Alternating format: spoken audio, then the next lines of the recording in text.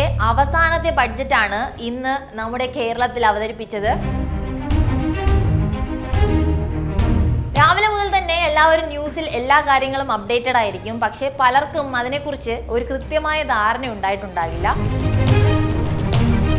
നമ്മൾ ഇന്ന് ഈ ഒരു വീഡിയോയിൽ ഓരോ ചാനലിൽ നിന്നും ന്യൂസ് ചാനലിൽ നിന്നും വ്യത്യസ്തമായാണ് അവതരിപ്പിക്കാൻ പോകുന്നത്.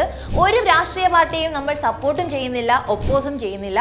എന്താണ് ബഡ്ജറ്റിൽ പറഞ്ഞിട്ടുള്ളത്, ആർക്കൊക്കെ എന്തൊക്കെ നേട്ടങ്ങളാണ് ലഭിക്കുന്നത്, എന്തൊക്കെ പ്രഖ്യാപനങ്ങളാണ് ഉണ്ടായത് എന്നിങ്ങനെയുള്ള ഒരു മുഴുവൻ അവലോകനമാണ് നമ്മൾ ഇന്ന് ഈ ഒരു വീഡിയോയിലൂടെ പറയാൻ പോകുന്നത്. അപ്പോൾ ഞാൻ നിങ്ങളുടെ കരിഷ്മ, എല്ലാവർക്കും ബോസ്വാല മലയാളം യൂട്യൂബ് ചാനലിലേക്ക് സ്വാഗതം. ഇതുവരെ ഈ ചാനൽ സബ്സ്ക്രൈബ് ചെയ്യാത്തവർ ഇപ്പോൾ തന്നെ സബ്സ്ക്രൈബ് ചെയ്യൂ. നിങ്ങൾക്ക് ഇതുപോലുള്ള നിരവധി ഇൻഫോർമേറ്റീവ് വീഡിയോസ് ഈ ഒരു ചാനലിലൂടെ കാണാൻ സാധിക്കും. നമുക്കിനി വീഡിയോയിലേക്ക് കടക്കാം. വീഡിയോയിലേക്ക് കടക്കുന്നതിന് മുമ്പ് തന്നെ ഇന്ന് രാവിലെ ആയിരുന്നു ബഡ്ജറ്റ് അവതരണം, ഉച്ചവരെ ഉണ്ടായിരുന്നു. ആ ഒരു വീഡിയോസ് നമ്മൾ ലൈവായി ആ ഒരു അവതരണം മുഴുവൻ അനലൈസ് ചെയ്ത് അതിൽ നിന്ന് നമുക്ക് യൂസ്ഫുൾ ആയിട്ടുള്ള കാര്യങ്ങൾ എടുത്താണ് ഈ ഒരു വീഡിയോ ഉണ്ടാക്കിയിട്ടുള്ളത്. സാമൂഹിക സുരക്ഷയ്ക്കും വികസനത്തിനും ഒരുപോലെ ഊന്നൽ നൽകുന്ന ബഡ്ജറ്റാണ് നമുക്ക് ഇത്തവണ നൽകിയിട്ടുള്ളത്.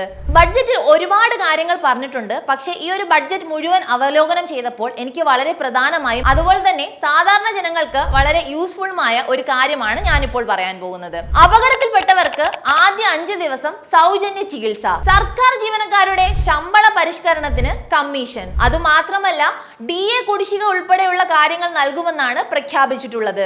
തൊഴിലുറപ്പ് പദ്ധതിക്ക് വേണ്ടി 1000 കോടിയാണ് പ്രഖ്യാപിച്ചിട്ടുള്ളത്. അങ്ങനെ ഒരുപാട് കാര്യങ്ങൾ ഈ ഒരു പദ്ധതിയിൽ ഇൻക്ലൂഡ് ആയിട്ടുണ്ട്. നമ്മൾ അവ ഓരോന്നും വളരെ വ്യക്തമായി വിശകലനം ചെയ്യാം. ആദ്യത്തിന് നമുക്ക് ബഡ്ജറ്റിന്റെ പ്രധാന ഭാഗങ്ങൾ, പ്രധാന നേട്ടങ്ങൾ എന്തൊക്കെയാണെന്ന് നോക്കാം. അങ്കണവാടി വർക്കർമാരുടെ പ്രതിമാസ വേതനം 1000 രൂപയായി ഉയർത്തിയിട്ടുണ്ട്. അതുപോലെ തന്നെ അങ്കണവാടി ഹെൽപ്പർമാരുടെ പ്രതിമാസ വേതനം 500 രൂപയായും ഉയർത്തിയിട്ടുണ്ട്. ആശാ വർക്കർമാരുടെ പ്രതിമാസ വേതനം 1000 രൂപയായി ഉയർത്തി. അതുപോലെ തന്നെ പ്രീ പ്രൈമറി അധ്യാപകരുടെ വേതനവും 1000 രൂപയായി ഉയർത്തിയിട്ടുണ്ട്. നമ്മൾ കഴിഞ്ഞ കുറെ കാലങ്ങളായി കുറെ ന്യൂസുകൾ കണ്ടിട്ടുണ്ടായിരുന്നു. അങ്കണവാടി ടീച്ചർമാരുടെ വേതനം ഉയർത്തണമെന്ന പല പരാതികളും നമ്മൾ കണ്ടിട്ടുണ്ടായിരുന്നു. അപ്പോൾ അവർക്കൊക്കെ ഒരു ഉത്തരമാണ് ഈ ഒരു ബഡ്ജറ്റിലൂടെ നൽകിയിരിക്കുന്നത്. അങ്കണവാടി വർക്കേഴ്സിന് പ്രതിമാസ വേതനത്തിൽ നിന്ന് 1000 രൂപ ഉയർത്തിയിട്ടുണ്ട്. അവർക്ക് മാത്രമല്ല, അങ്കണവാടി ഹെൽപ്പേഴ്സിനും ആശാ വർക്കേഴ്സിനും പ്രീ പ്രൈമറി അധ്യാപകർക്കും അത്തരത്തിൽ വേതനത്തിൽ പ്രതിമാസ വേതനത്തിൽ 1000, 500 എന്നിങ്ങനെ ഉയർത്തിയിട്ടുണ്ട്.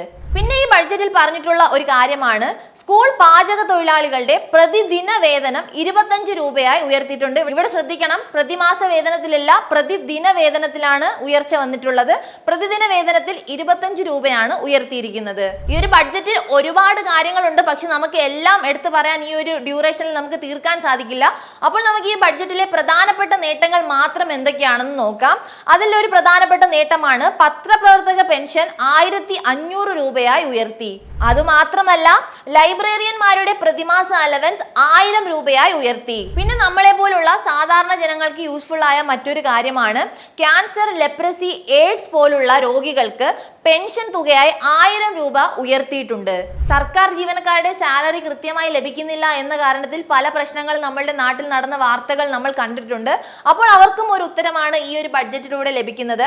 സർക്കാർ ജീവനക്കാരുടെയും പെൻഷൻകാരുടെയും അവശേഷിക്കുന്ന DA, DR ഗഡുക്കൾ പൂർണ്ണമായും നൽകും. ഇതാണ് ഈ ഒരു ബഡ്ജറ്റിന്റെ മറ്റൊരു പ്രത്യേകതയായി നമുക്ക് എടുത്തു പറയാൻ സാധിക്കുന്നത്. ഈ ഒരു പ്രഖ്യാപനം വെറുതെ അല്ല, ഒരു ഗഡു ഫെബ്രുവരി മാസത്തെ ശമ്പളത്തോടൊപ്പം നൽകുമെന്നും പറഞ്ഞിട്ടുണ്ട്. അതിനുശേഷം അവശേഷിക്കുന്ന DA, DR ഗഡുക്കൾ മാർച്ച് മാസത്തെ ശമ്പളത്തോടൊപ്പം നൽകുമെന്നും പ്രഖ്യാപിച്ചിട്ടുണ്ട്. ഈ ഒരു ബഡ്ജറ്റിലെ മറ്റൊരു കാര്യമാണ് നമ്മുടെ എല്ലാവരുടെയും പ്രിയപ്പെട്ട മുൻ മുഖ്യമന്ത്രി VS അച്യുതാനന്ദന്റെ സ്മരണ നിലനിർത്തുന്നതിന് വേണ്ടി തിരുവനന്തപുരത്ത് VS സെന്റർ സ്ഥാപിക്കുന്നതിന് 20 കോടി രൂപ ഈ ഒരു ബഡ്ജറ്റിൽ പ്രഖ്യാപിച്ചിട്ടുണ്ട്. അതുപോലെ തന്നെ കട്ടപ്പന തേനി തുരങ്കപാതയുടെ സാധ്യതാ പഠനത്തിന് 10 കോടി രൂപ ഈ ഒരു ബഡ്ജറ്റിൽ പ്രഖ്യാപിച്ചിട്ടുണ്ട്. ഞാൻ ഈ ഒരു വീഡിയോയുടെ തുടക്കത്തിൽ സാധാരണ ജനങ്ങൾക്ക് വളരെ യൂസ്ഫുൾ ആയിട്ടുള്ള ഒരു പ്രഖ്യാപനമായി എനിക്ക് തോന്നിയ ഒരു കാര്യം പറഞ്ഞു. അതാണ് നമ്മൾ അടുത്ത് നോക്കാൻ പോകുന്നത്. റോഡ് അപകടത്തിൽപ്പെടുന്നവർക്ക് ലൈഫ് സേവർ പദ്ധതി. അതായത് ലൈഫ് സേവ് ചെയ്യുന്ന ഒരു പദ്ധതി.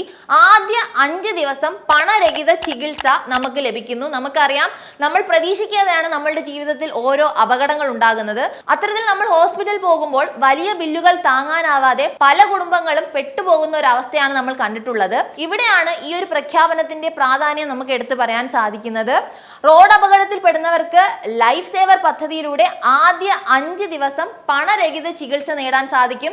അപ്പോൾ സാധാരണ ഒരു മിഡിൽ ക്ലാസ് അല്ലെങ്കിൽ ഒരു സാധാരണ കുടുംബത്തിന് ഈ ഒരു പ്രഖ്യാപനത്തിലൂടെ വളരെ വലിയൊരു നേട്ടമാണ് ലഭിക്കുന്നത്. അടുത്ത് നമുക്ക് എടുത്തു പറയാൻ പറ്റുന്ന മറ്റൊരു കാര്യമാണ് ട്രിവാൻഡ്രം അങ്കമാലി MC റോഡ് നവീകരണത്തിന് വേണ്ടി 5217 കോടി രൂപയാണ് പ്രഖ്യാപിച്ചിരിക്കുന്നത്. ഈ ഒരു ബഡ്ജറ്റിൽ സ്ത്രീകളെ മാറ്റി നിർത്തിയിട്ടില്ല. മുഖ്യമന്ത്രിയുടെ സ്ത്രീ സുരക്ഷാ പദ്ധതിക്ക് വേണ്ടി 3720 കോടി രൂപയാണ് പ്രഖ്യാപിച്ചിരിക്കുന്നത്. അതുമാത്രമല്ല, ക്ഷേമ പെൻഷൻ നൽകുന്നതിനായി 14,500 കോടി രൂപയാണ് പ്രഖ്യാപിച്ചിരിക്കുന്നത്. അതുപോലെ തന്നെ ക്രിട്ടിക്കൽ മിനറൽ മിഷന് വേണ്ടി 100 കോടി രൂപയാണ് പ്രഖ്യാപിച്ചിരിക്കുന്നത്. വർക്ക് നിയർ ഹോം വ്യാപിപ്പിക്കുന്നതിന് 150 കോടി രൂപയാണ് പ്രഖ്യാപിച്ചിരിക്കുന്നത്. അതുപോലെ തന്നെ നമുക്കറിയാം, നമ്മൾ ഇത്തരത്തിൽ പെട്രോൾ ഡീസൽ വാഹനങ്ങൾ ഉപയോഗിക്കുകയാണെങ്കിൽ പൊല്യൂഷൻ കാരണം വലിയ പ്രശ്നങ്ങളാണ് നമ്മളുടെ രാജ്യത്തും നമ്മളുടെ സംസ്ഥാനത്തും ഉണ്ടായിക്കൊണ്ടിരിക്കുന്നത്. അപ്പോൾ ഇലക്ട്രിക് വെഹിക്കിളിന്റെ ഇമ്പോർട്ടൻസ് എന്താണെന്ന് നമുക്ക് എല്ലാവർക്കും അറിയാം. അതിനെക്കുറിച്ചുള്ള ഒരു വീഡിയോ ഓൾറെഡി നമ്മളുടെ ചാനലിൽ നമ്മൾ ചെയ്തിട്ടുണ്ട്. അപ്പോൾ ഇത്തരത്തിൽ ഇലക്ട്രിക് ഓട്ടോ വാങ്ങാൻ താല്പര്യമുള്ളവർ നിങ്ങൾ വാങ്ങുകയാണെങ്കിൽ അവർക്ക് ഈ ഓട്ടോ വാങ്ങുന്നവർക്ക് 2% പലിശ ഇളവ് നേടാൻ സാധിക്കും. അതും ഈ ഒരു ബഡ്ജറ്റിന്റെ ഒരു പ്രത്യേകതയായി നമുക്ക് എടുത്തു പറയാൻ സാധിക്കും. അതുപോലെ തന്നെ ഓട്ടോ സ്റ്റാൻഡുകളിൽ സോളാർ അധിഷ്ഠിത ചാർജിംഗ് യൂണിറ്റുകൾ സ്ഥാപിക്കുന്നതിന് വേണ്ടി 20 കോടി രൂപയാണ് പ്രഖ്യാപിച്ചിരിക്കുന്നത്.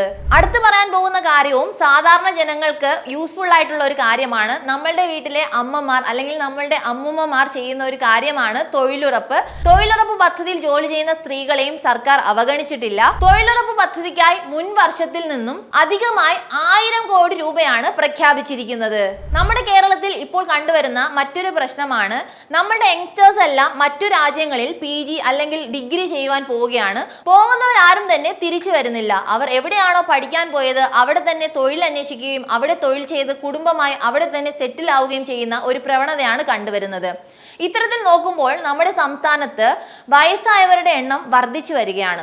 അപ്പോൾ അവരെയും സർക്കാർ അവഗണിച്ചിട്ടില്ല. അവർക്ക് വേണ്ടിയും ഒരു പ്രഖ്യാപനം നടത്തിയിട്ടുണ്ട്.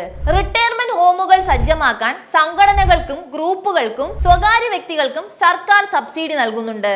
ഇതിനുവേണ്ടി 30 കോടി രൂപയാണ് പ്രഖ്യാപിച്ചിരിക്കുന്നത്. ഈ ഒരു ബഡ്ജറ്റിലെ മറ്റൊരു പ്രത്യേകതയെ നമുക്ക് എടുത്തു പറയാൻ സാധിക്കുന്നതാണ്, 1-ാം ക്ലാസ് മുതൽ 12-ാം ക്ലാസ് വരെയുള്ള സ്റ്റുഡൻസിന് അപകട ലൈഫ് ഇൻഷുറൻസ് നൽകുന്നുണ്ട്. ഈ ഒരു പദ്ധതിക്ക് വേണ്ടി 15 കോടി രൂപയാണ് പ്രഖ്യാപിച്ചിരിക്കുന്നത്. ഈ ഒരു കാര്യം പറഞ്ഞപ്പോഴാണ് ഇതിനെ കണക്ട് ചെയ്യുന്ന മറ്റൊരു കാര്യം എനിക്ക് പറയണമെന്ന് തോന്നിയത്. നമ്മുടെ സംസ്ഥാനത്ത് 1-ാം ക്ലാസ് മുതൽ 12-ാം ക്ലാസ് വരെയുള്ള വിദ്യാർത്ഥികൾക്ക് സൗജന്യ എഡ്യൂക്കേഷൻ നൽകുന്നുണ്ട്.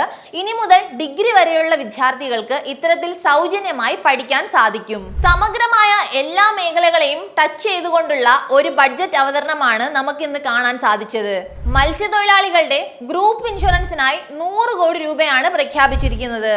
ലൈഫ് മിഷൻ പദ്ധതിക്ക് വേണ്ടി 1497 കോടി രൂപയാണ് പ്രഖ്യാപിച്ചിരിക്കുന്നത്. പരിസ്ഥിതി സൗഹൃദ ഓട്ടോകൾ വാങ്ങാൻ 40,000 രൂപ സഹായം നേടാൻ സാധിക്കും. അപ്പോൾ ഇന്ന് ഈ ഒരു വീഡിയോ ഇപ്പോൾ നിങ്ങൾ മുഴുവനായി കാണുമ്പോൾ നിങ്ങൾക്ക് ഇന്നത്തെ ബഡ്ജറ്റിനെ കുറിച്ചുള്ള ഏകദേശം ഒരു ധാരണ ഉണ്ടായിട്ടുണ്ടാകുമെന്ന് മനസ്സിലാകും.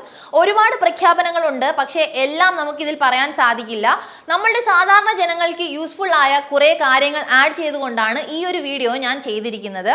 അപ്പോൾ നിങ്ങൾക്ക് ഇതിനെക്കുറിച്ച് എന്തെങ്കിലും സംശയങ്ങൾ ഉണ്ടെങ്കിൽ താഴെ കമന്റ് ബോക്സിൽ പറയാവുന്നതാണ്. അതുമല്ലെങ്കിൽ ഈ ഒരു കേരള ബഡ്ജറ്റിനെ കുറിച്ച് ഡീറ്റെയിൽ ആയി വിശകലനം ചെയ്ത ഒരു വീഡിയോ നിങ്ങൾക്ക് വീണ്ടും വേണമെന്ന് ആഗ്രഹമുണ്ടെങ്കിൽ അതും കമന്റ് ചെയ്യാവുന്നതാണ്. നമുക്ക് അതിനെക്കുറിച്ച് ഡീറ്റെയിൽ ആയി ഒരു വീഡിയോ ചെയ്യാം.